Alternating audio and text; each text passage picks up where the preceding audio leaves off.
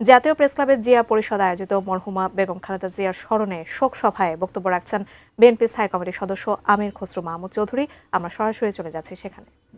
ততক্ষণ ঘরে সব কাজ চালাচ্ছে, ঘর চালাচ্ছে, ওনার কিন্তু সেটার মূল্যায়ন নেই। এই যে ফ্যামিলি কার্ড তারেক রহমান সাহেব যেটা করছে, টাকা বেশি না, সম্মান। এই যে গৃহকর্তী 2500 টাকা পর্যন্ত সে নিজে তার হাতে যাবে, সে খরচ করবে, তার মতো করে খরচ করবে, এটা বিশাল সম্মান। 2500 টাকা অনেক টাকা না, কিন্তু 2500 টাকা যে তার হাতে যাচ্ছে, রাষ্ট্র যে তাকে সম্মান দিচ্ছে, সে টাকাটা সে নিজে খরচ করবে, কারো কাছে দায় নাই, তার ইচ্ছা মতো, এটা হচ্ছে সম্মান।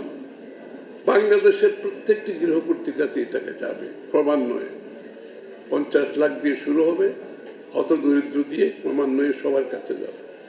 ফার্মার্স কার্ড, কৃষকদের, এটা হচ্ছে আপনার ক্ষমতায়, গৃহকর্তীর ক্ষমতায়ন। এটা 2500 টাকা বেশি টাকা না, কিন্তু তার ক্ষমতায়ন হচ্ছে।